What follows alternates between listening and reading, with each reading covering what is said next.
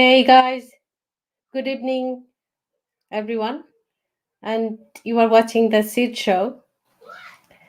Hi guys, I got a very interesting topic for you today, and the name of the topic is that um, secret to effective positive thinking.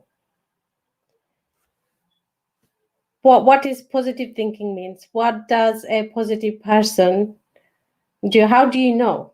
How do you know whether you are positive or you are not? According to the World Health Organization's definition, a healthy, positive person is able to do three things. One is that they have resilience, so they can cope with the pressure of daily life, and they're able to cope. Second thing is that a healthy person is able to be productive, so they're productive. They can do things um, productively without any problem. The third thing is I actually need to look up. They realize their own potential. So they might have some goals and aspirations which they're able to set and follow. So these are the three things the World Health Organization said a healthy thinking person can do. I have a very interesting guest with me today, and I'll introduce him to the show in a minute. But right now, we are going to go for a break. Bear with me.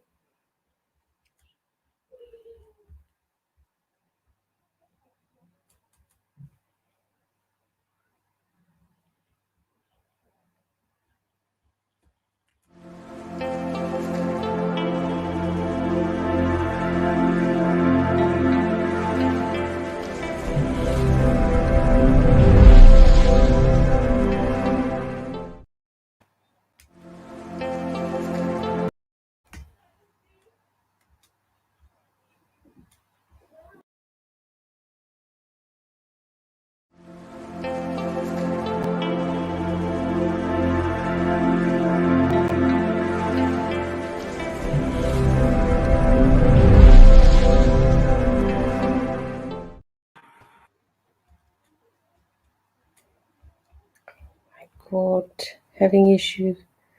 Need to remove this radio thing. Hi guys, we're back, and I would like to welcome my guest Mark Fleming, who has been doing research into positive thinking from his early teens. He's been very fascinated by human mind and how it functions. So, without further ado, Mark, welcome to the show. Thank you so much for coming.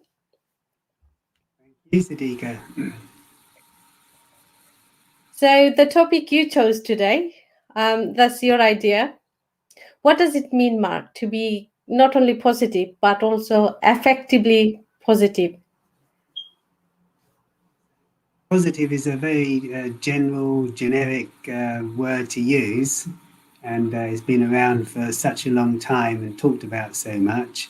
So there's any number of definitions, but just to give you the way I see being positive is to be able to respond to situations or to the things that happen in your own mind, emotions, disturbance, to respond efficiently, to respond peacefully, and to contain any kind of reactionary damage. So it's not that you have to be always positive to be counted as a positive person. I think that's an ultimate goal, but actually just to have that attitude and that approach that you can deal with the things that come up in your life Mm-hmm. or mind. So, we all were born with the same, if you like, same kind of potentials and everything. So, why some of us need help to think positively, whereas maybe not the same case for others? It's a balance of nature and nurture. in the sense of some people just have a gift of being more positive. For some reason, they're like that, and other people have a tendency to be a little bit more take on more burdens. But also, I think predominantly, and by predominantly, I would say something like 95%, it is the way we've been brought up, the influences Mm-hmm. we've had in our life, from just children, in schooling, in society, culture, and all of our experiences right up to now have shaped and molded us. And so, for that reason, we are what we are, and each one has a different ability to respond. But I will just add that fortunately, Mm-hmm. you can do something about it. You you said so. Does it mean that our environment plays a huge role in? You mentioned nature and nurture. So suppose if somebody comes, if someone was born into a family where they didn't have enough support as they were growing up when they were children, does it then impact them in a very significant way into their adult life? I think so. There are always exceptions to this, like in everything, there's always exceptions. But generally speaking, that's how it works. So, yeah, the upbringing our whole life has had a big influence. But I think now the current time is when we can actually take the reins of our own mind and steer it in the direction we want, which is, of course, the purpose of this discussion. And Mm-hmm. I think that's of great importance. If I might just add one very physical based example, there is this doctor, he's called Professor Lipton, Bruce Lipton. Some of you may know of him. But Mm-hmm.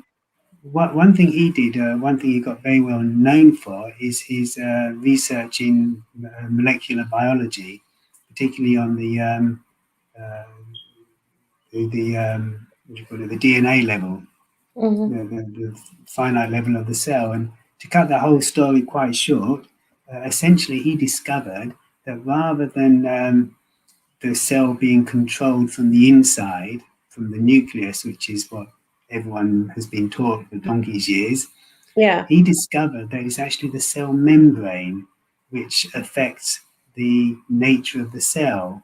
But Mm-hmm. further than that, he discovered that that cell membrane is affected by the environment. And he worked it all the way through and discovered that it's our belief systems, inner belief systems, Yes. which dictate the physiological reaction of our bodies, and our belief systems are dependent on our perception. So the bottom Mm-hmm. line is how I perceive, Mm-hmm. so my beliefs, so my body responds, not just the body, of course, the mind in general. Having said that, Mark, lot of people are stuck in really unhealthy environment, so to speak. For example, um, at the beginning of the pandemic, which was highlighted a lot, is that domestic violence has increased quite significantly because people are staying together in the same household where there's so much disharmony and everything. So yeah, when they're stuck in that negative energy, negative environment, what can a person do in order to experience peace? And as you said, as you talked about molecules and stuff, um, they it does impact how a person feels, and you said how they interpret.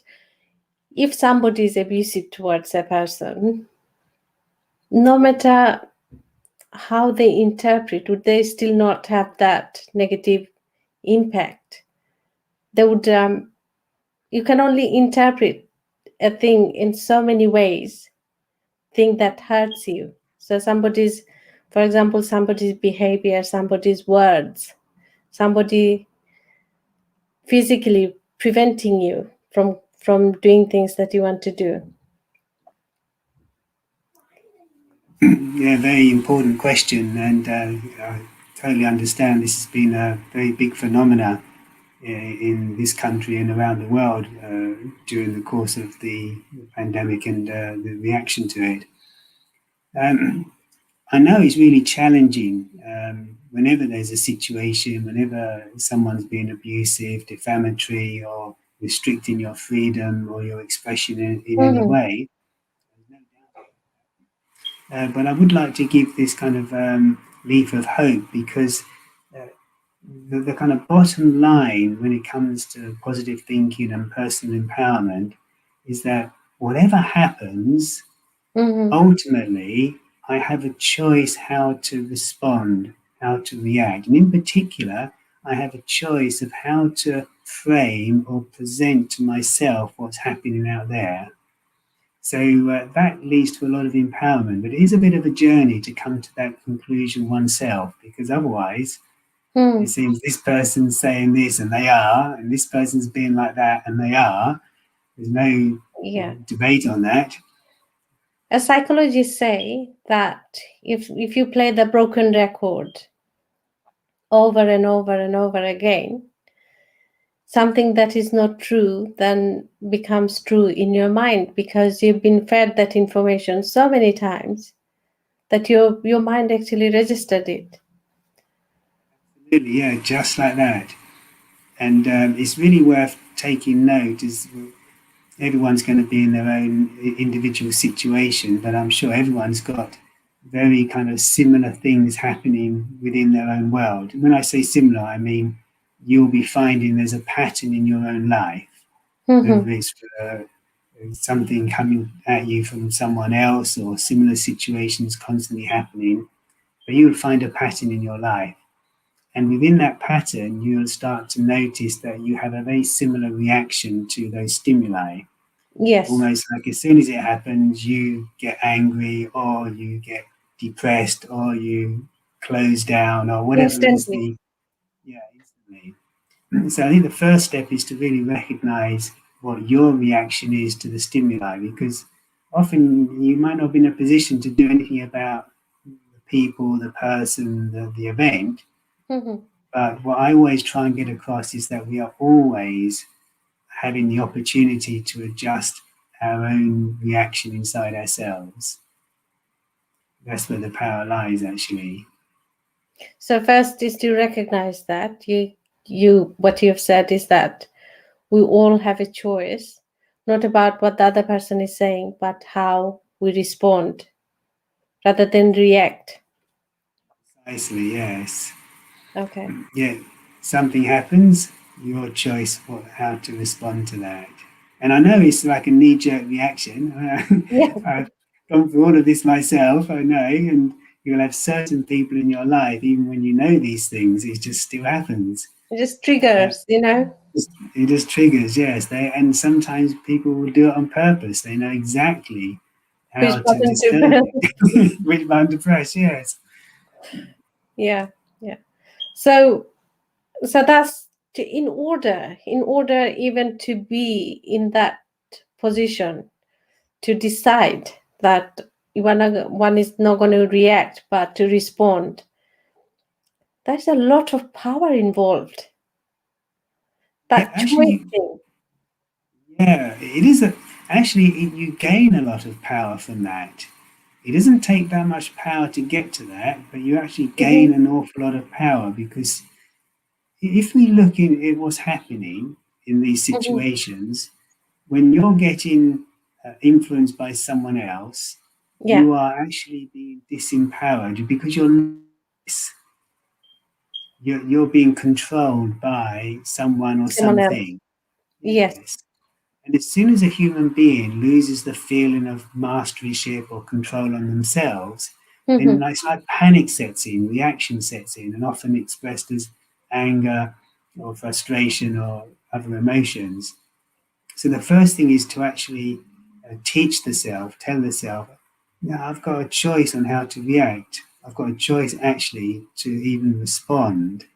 I've got Hmm. a choice even to say nothing.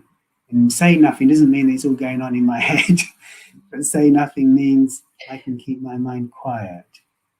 So Then you how? feel very powerful. Yes. So how do we get to the point of having this power to keep the mind quiet, because it usually, like you said, if you don't say at this moment, then there's a story that's running in the background in your head, and that is more damaging than having to express it there and then. You a personal experience, which has happened many years ago, but it really taught me the power of the mind. And it's something I just happened to read somewhere, and it was a method called eyes left. And what it means is that if you've got someone who is like attacking you in the sense of verbally or psychically, means giving you bad vibes or Yeah. whatever it is, especially if someone's looking at you, if you look at their eyes, which is what they kind of subtly, knowingly or unknowingly want you to do, as soon as you look at their eyes, the eyes are like the windows of the soul. So So the yeah. energy goes straight in. So you just look to the left, or you look to the left or right. Doesn't matter which, just choose Yeah. one.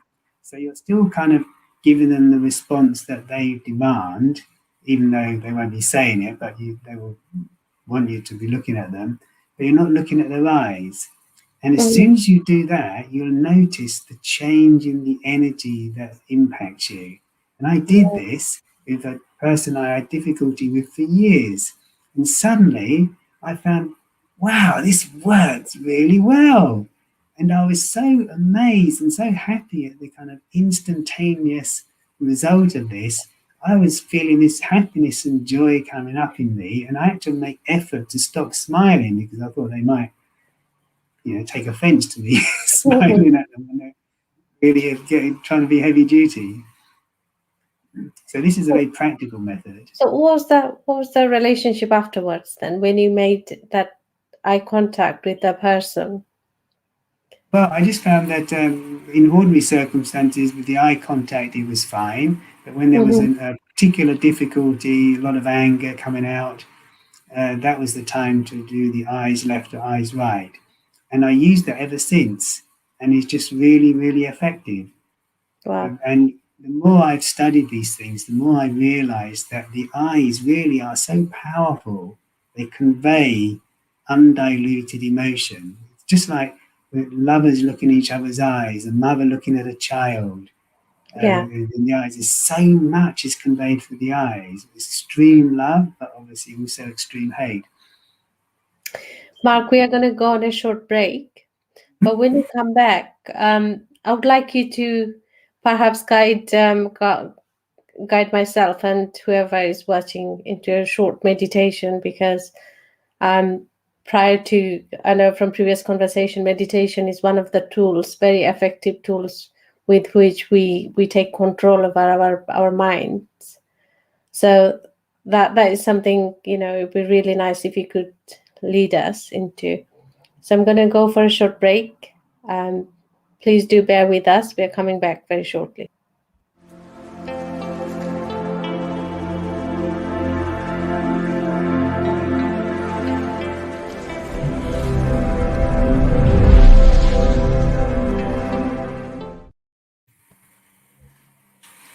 Right, we are back. So, okay, Mark, before we went on a break, um, I asked you to do a short meditation, perhaps a guided one. And when you are ready, I am ready. Certainly. So a few minutes, yes? Yes, please. Okay, first of all, sit very comfortably but relaxed and relaxed. Take a deep breath in and breathe out slowly, relaxing completely. And allow the toes to relax, the feet to relax, the legs, allowing all tightness and tension to wash away.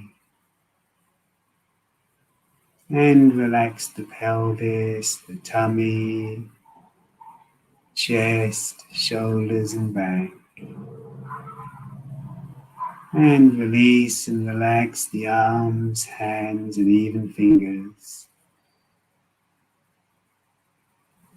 And relax the neck and the head, eyes, and mouth.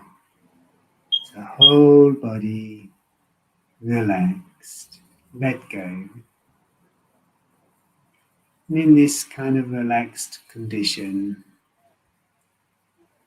just imagine how it would feel if you were surrounded by a beautiful, calming energy of peace. Just imagine for a moment what it would be like to be surrounded by peace all around. Calm, peace, quiet. And just imagine that same peace filling your mind.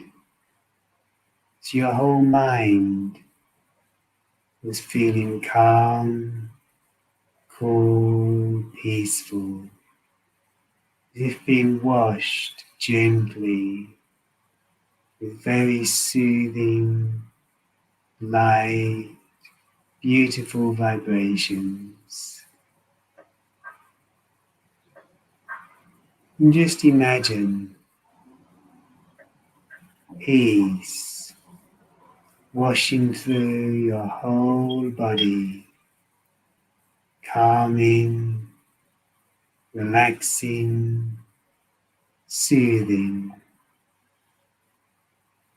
So all around you is peace, in your mind is peace, in your body so peaceful. And just imagine how it would feel if within this peace was your inner strength, pure energy. And imagine being able to deal with each and every situation from this peaceful, very powerful state of mind. How would you feel if you dealt with every situation, every person from this place of peace?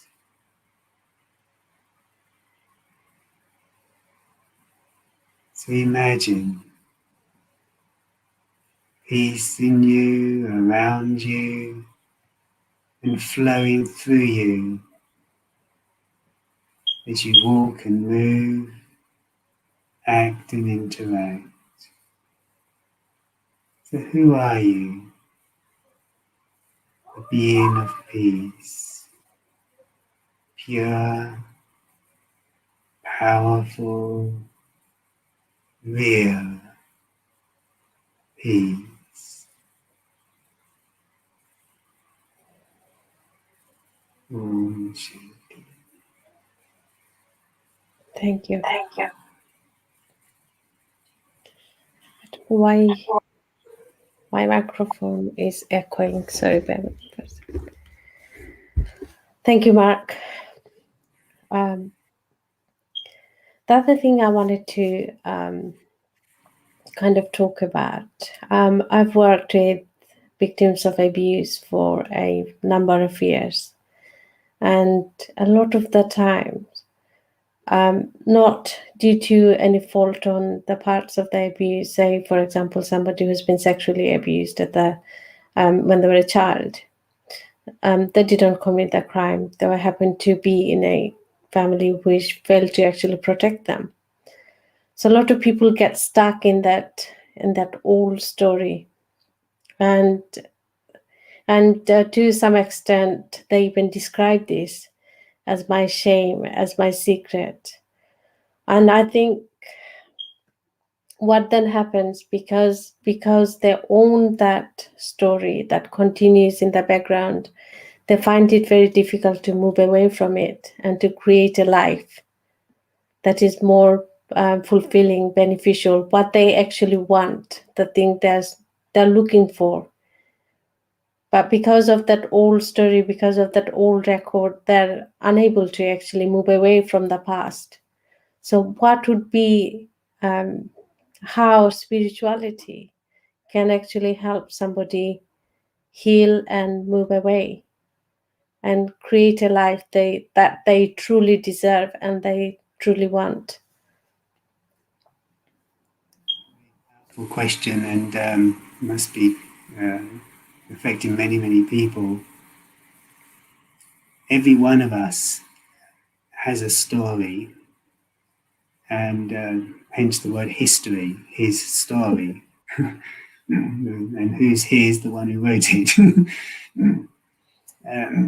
But each one of us has our own story, and it's not to make anything lesser or greater, but the Mm-hmm, story means your experience, very valid, your experience of your life, and you alone are the judge of what is important and impactful in your life, be it mm-hmm, plus or minus. And so something very traumatic has happened, which has happened to a mm-hmm, lot of people in their lives, then that's a very powerful, big part of the story. Even if it only actually so would happened once or on a few occasions, the impact of that, as you indicated, can be mm-hmm, life changing and impact the whole life. So there's great importance to try and free the self from carrying that memory. I want mm-hmm, to clarify what I mean by removing, kind of sorting out that memory, because memory is two things. Every memory is two things. One is what happened, as far as you're concerned, what happened, because everyone has a different view of every event.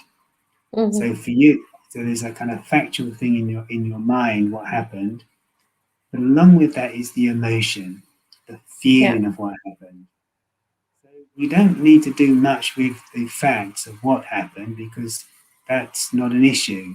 It's the feeling about it that we want to transform. Mm-hmm, And you can, on one hand, you can either kind of philosophize, well, it sounds a bit light on something so serious, but you can try and get a different angle on what happened and try and take some kind of um, lesson in the sense it may have made you stronger. It may have made you. people sorry to interrupt, Mark.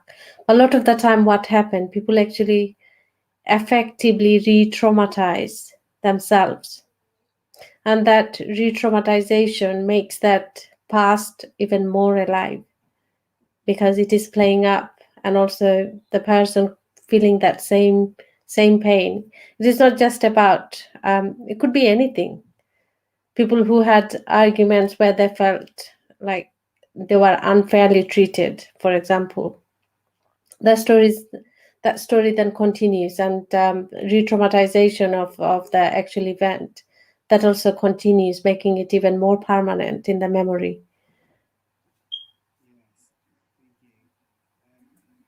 The more you repeat something, the more powerful it becomes. And in actually fact, what we're remembering is the last recall of a memory. We're never really remembering the first one because that's been buried over innumerable recalls. Mm-hmm, Um, so, for me, the most powerful way of dealing with any memory, any bad experience, with whatever it is to actually redefine who you are. And what I mean by this is that, for example, we have the words when we talk about ourselves on simple levels. We're human beings, and the human yeah. is the body. Give some attention on the being. And the being means the psyche, the consciousness, and also you can use the word soul, Mm-hmm, atma, the same thing basically. So if you start entertaining the idea that here is the body of flesh and blood, and through this body I've had many experiences, but who's been mm-hmm, experiencing everything? It is the soul, the consciousness. And the mm-hmm, original nature of the self, the consciousness, is purity, is peace, is love, is power, is happiness.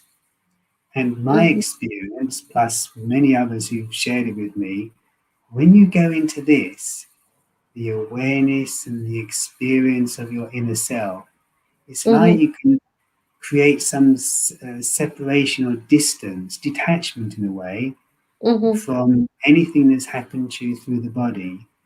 And so it's not negating it, it's not ignoring it, but it's removing the impact of it from you. And you're actually in a position to start observing. And as soon as you get to a place in yourself when you can observe what has happened, rather than having that emotional recall or reaction to what's happened, Mhm. suddenly you're the master over the scene. And Mhm. then you can let go of shame and guilt or remorse or secret, uh, because these are very heavy emotions to carry around with the self. It And is. really want to get through those.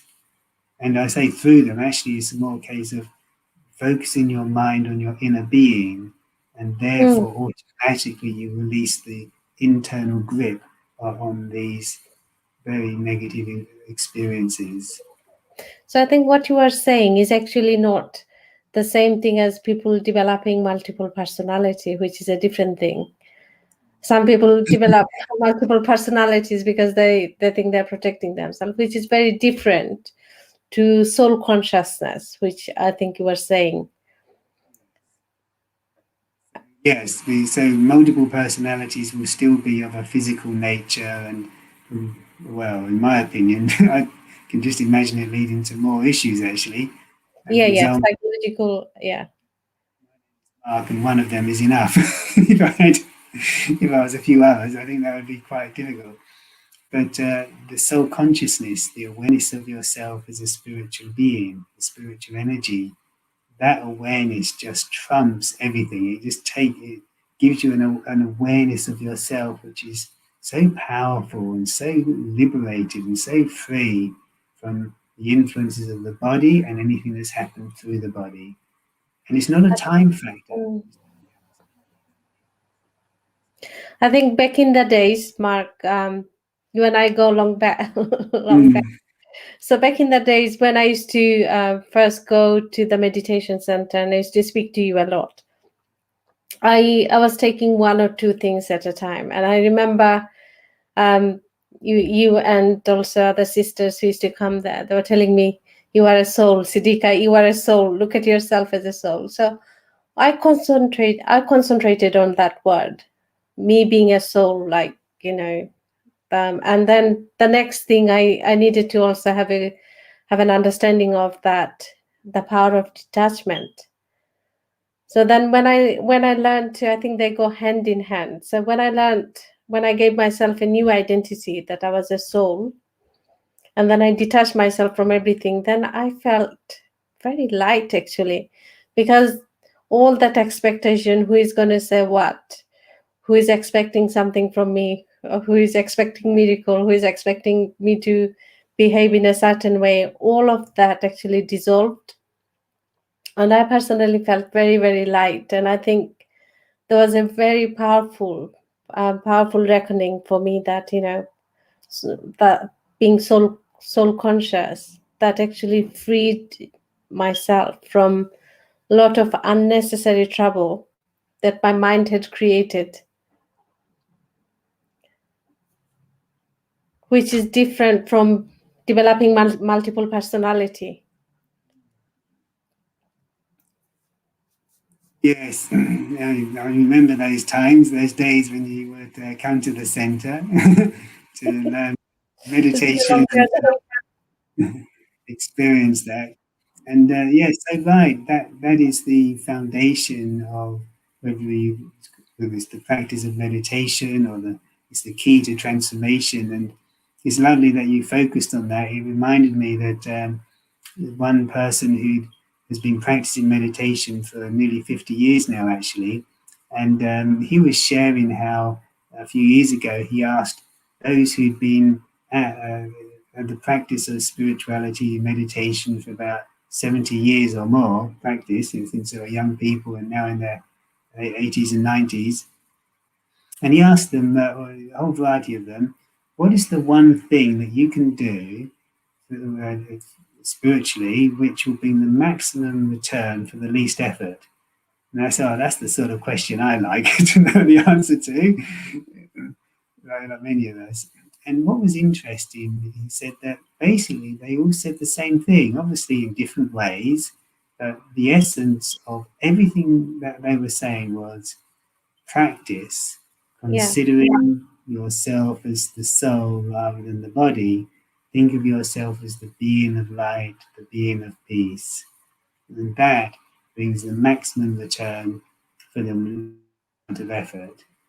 And return means power, love, energy, freedom, happiness, alertness, and many other things besides. The other thing I wanted to add to what you have said, Mark, and that was feeling connectedness. You know, people who experience, for example, anxiety, depression, people who experience domestic abuse and others other issues in life, they feel isolated. So when I started to understand spiritual, took my spiritual identity, so to speak, I felt a great connectedness with the whole of humanity, and also with the universe itself, and that was very powerful feeling. I remember one day I was coming from the meditation center, and there was a man at the bus stop. He looked seriously scary, and I was thinking, oh my god, is he going to attack me? Is he going to do? Then I remembered the teaching that everybody is connected somehow, and every human being is, is a brother, so to speak, like a spiritual language, that spiritual brother. So I was thinking, okay, this guy is my spiritual brother. He cannot be, he cannot be bad. But as it turned out, it started to rain, yeah, and he was quite kind. I didn't realize he was such a nice person, but all the time, I stood there in fear that he could attack or he could get angry or something in it, because he looked like someone who could get angry very easily, and he could attack somebody. So there was also quite, what do you call it? Is it my, because of connectedness, because of the knowledge, that also made me feel grounded, that I wasn't vulnerable, that somebody could just attack me for no reason. Wonderful experience you shared. Thank you for that. And it just shows the impact that a spiritual knowledge can have, and that any knowledge is able to change your attitude, your vision to yourself, circumstances, other people.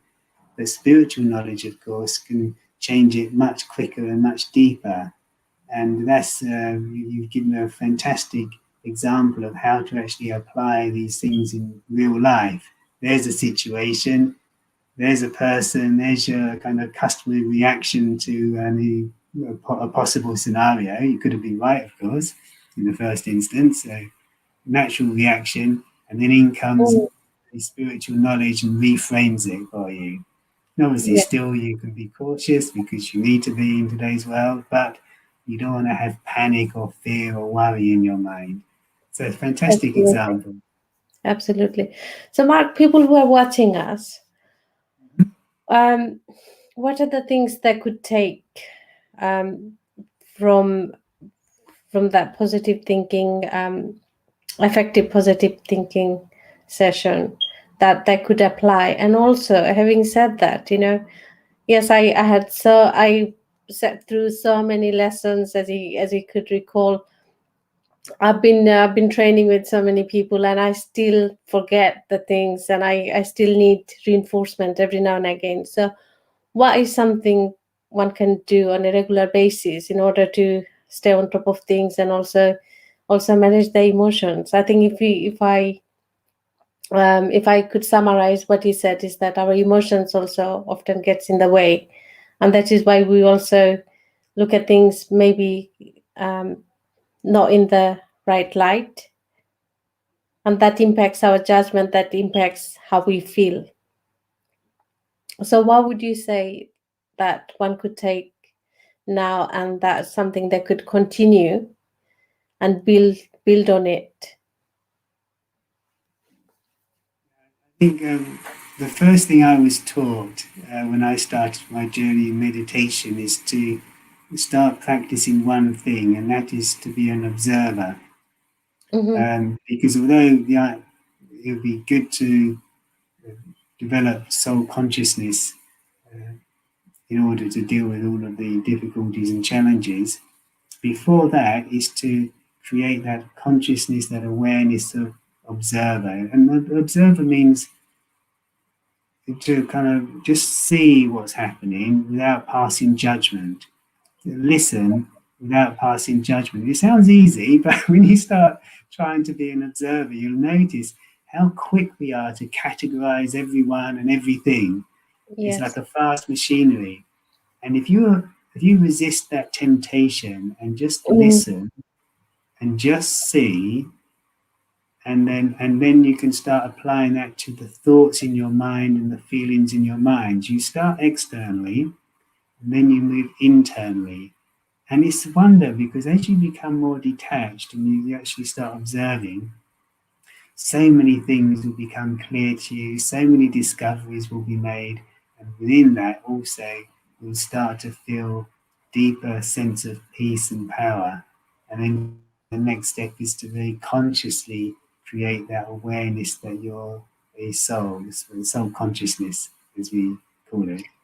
I think it's very interesting what you said, being an observer. But with us, when you observe, when we watch, we're not just watching.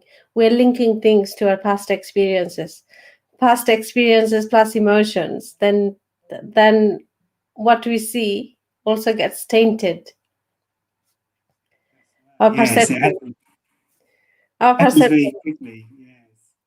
Yeah. So, how would you say one could be a pure observer and not changing anything, not adding anything to what they're observing? What would be the method of being just an observer? Here comes a bit of help from Shakespeare. Well, I won't say it in old English, but essentially, the world is the stage, and we, the men and women, are the actors upon it. Although the spiritual version is the world is a stage, and the souls are in their bodies, costumes, acting upon it. So having that awareness that this is like a global stage, and there's a massive drama going on the whole stage is the kind of backdrop to being able to be an observer. It doesn't happen overnight. When you first start, you may be an observer for a few seconds and that's it. But Hmm. you just have to start. And I think it's very useful if you kind of write that goal or aim on a card and put it next to your bed because when you wake up in the morning, you've Hmm. got something to read and there's some kind of, you can put it in a very positive context like a blessing or an angel card or whatever you like, a shloka or a verse. Put it however you like, but including the observer, being the observer, and then at least for the first, even if it's the first few seconds, you're an observer, but that starts the ball rolling. And because this is all very powerful stuff, Hmm. it's affecting the self deeply in a powerful, positive way. So the ball gathers motion quite quickly. So you'd be surprised at the how quickly you can make it more and more a part of your day until it becomes a general approach or attitude. You become more of Hmm. an observer, and that's very liberating. You don't find you're always thinking. You're observing, and if Hmm. you're observing, you're closer to being peaceful.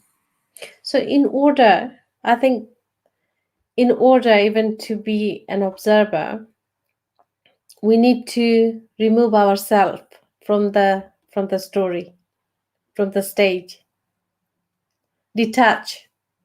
Yes, and just to clarify, detachment is like it is more like a an attitude of Yeah. mind that I've lived this story, and even this scene is part of the story. It's an event going Mm-hmm. on, Mm-hmm. and we can all apply meaning of some sort to this experience. It's a very normal human thing to do, and that's fine. It's just that as well as all of the meaning I've applied, to Mm-hmm. realize it is a story, and within that, I'm the soul who's been living this story. And just like when you go to bed at night, you fall asleep. And what is sleep? But you're becoming unconscious of your body, unconscious of your eyes and ears, sense of touch, and off you go. That's it, sleep. And then when you wake up in the morning, you're coming back into the consciousness of the body. So where have you been? You haven't actually been anywhere, but you've been in your deep in yourself, in your subconscious, and when you go in deep sleep, you're deeper than the subconscious. Mm-hmm. So when you're in that sleep state, you're beyond the awareness of your story, and as soon as you come back into wakefulness, so you pick up the story, and so it's good to be aware that you are the spiritual being who's living the story. And when you think, okay, well, I'm the spiritual being, Mm-hmm. and I'm actually like an actor, I'm playing a role. And the beautiful thing of this is it's a living role, it's a living act, it's second by second. And so every moment I have an opportunity of remembering I'm the actor, the being of peace, playing the role of such and such, in my case, Mark. And so that awareness will really help to develop the attitude of an observer. So you observe and play. Play means when you need to be serious, be serious. When you want to be loving, be loving. When you want to be calm, be calm. When you need to be dynamic, be dynamic. Like the need of the time. I actually read somewhere, I can't remember who said that, but they said what you think actually happened in the past, it may not be the whole truth, because over time you also changed the story. So the idea of, you know, breaking the self free from the past, I think we, when you leave something behind, for some people this is part of their identity. That's me who went through all of this. That's me who suffered. That's me who still have that reason why I am not where I supposed to be, because this is still impacting me. And what I learned through spiritual teachings and everything, one of the things you have said is that is awareness. Second thing is that, you know, who has this responsibility to make a difference in your own life. That's you, right? So I think what you what I understood is that when we do forget, and something is also habitual, which perhaps in the next session you could enlighten us on that. Habits also play a huge role. We are most of the time on autopilot, even our thinking. So we are very quick to judge, we're very quick to take a decision, because we are operating from autopilot. So maybe that is something we could also learn. But in order to give up this story, we need something to hold on to. And I think what you said is a spiritual identity, that I'm a soul. That Yes. is quite powerful, Mark. And it certainly has, it gave me a new identity. And people I spoke to, you know, those who are on the same path, they also said similar things. So people who are watching, who probably are not aware of this concept, because I've been on this journey since 2012 and a lot of people are not, what would you say to them that could quickly identify, you know, quickly find a way to find their real self, that soul, as their identity, and whatever happened in the past, whatever happened 2 minutes ago, It's not them, it's not their story, so that they could break free from this imprisonment. I would frame it and practice to get to that point as quick as possible. It is to acknowledge that, yeah, there is that story, but I don't have to take it as a burden. I don't have to let it Mm-hmm. identify me because it is just a story. And Mm-hmm. like you mentioned earlier, we can have attachment to some very horrible things that happen to us because those horrible things have become part of my identity. But and when something's your identity, you're not going to let go of it because it's you. It's, I'll put it in first person. It's me, and now this thing happened to me, and now that's part of what I am. Mm-hmm. And so if we can, and we can, shift our consciousness to that of a more spiritual level, you can release yourself from the need to hold on to the attachment to the story. Story is still there because the story is whatever happened in your life, but you're now free from attachment to it and identifying or over identifying with any one part of it. So, how to actually practice that Mm-hmm. is to actually teach the self. There's a phrase called which we use called "consider yourself to be a soul," and the Mm-hmm. consider bit means just kind of ponder, think about it, and the way to do is kind of give some logical reasoning to the self. Like, okay, here's this body, Mm-hmm. which are flesh and blood and cells and particles, but almost all of it can be replaced, and I'd still be living. Other people's bits and pieces of artificial bits and pieces, uh, and still be living. And even brain to some extent, obviously not brain replacement, but parts can be damaged and so being can still be existing. Mm-hmm. So who am I? And then you can start feeding the idea to the self. Well, actually, I'm a being, and Mm-hmm. I think. And thoughts can travel across time and distance. Thoughts are memories. Thoughts contain feelings, happiness, sorrow. So my thoughts are like the living aspect of me. And who am I who's thinking? Well, there's the brain, but the brain is like a computer. And I say my brain, my body. So who Mm-hmm. is saying mine? So essentially, the one who's saying mine is I. So, who am I? Well, let me entertain the idea I am a soul, a Ru, Atma. I am a living energy. What kind of living energy? A subtle spiritual being, a being of light. And so, what would I feel if I really was this living spiritual being of light? And if you focus your mind on the idea of being that being of light, then you start to feel calmer, more relaxed, at peace, pure feelings emerge. And as soon as the pure feelings emerge, or even just the perception of pure feelings, that's like the evidence you're a soul, you're a Mm-hmm. spiritual being, because you're feeling it. What you're feeling is you. Mm-hmm. Otherwise, we're feeling all of the emotions and things connected to actions and events and other people. But when Mm-hmm. you feel your own being, you're always going to feel peace, love, calm, happiness.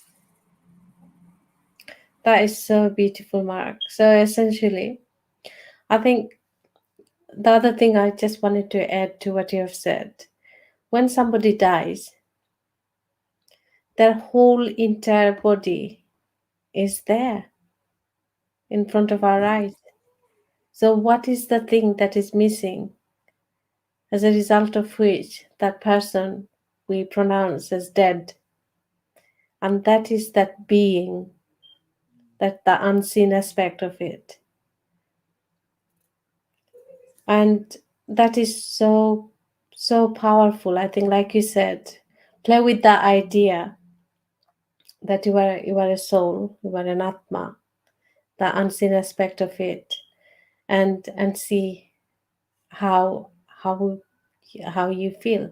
For me, I needed two principles. I needed to grasp not only that I was a spiritual being, that that atma, that Ru, but also in order to understand that being, I needed to detach myself from from the physical awareness of my existence, if it makes any sense.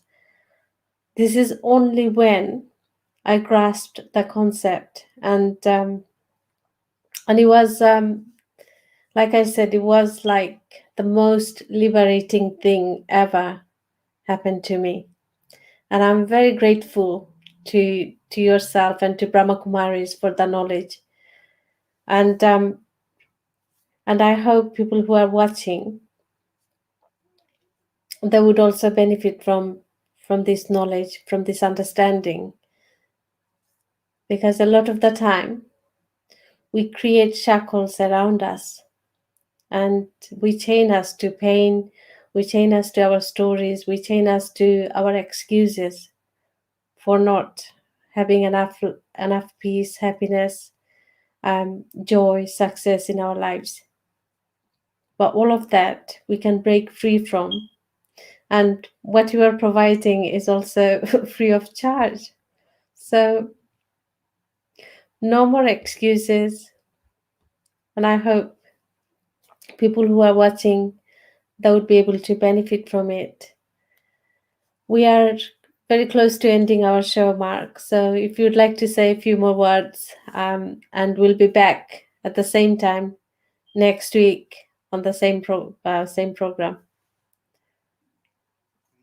Yeah, just to end up, share a last couple of thoughts, and that is the journey to knowing yourself, to being self conscious and applying the things like you've heard today, does require patience.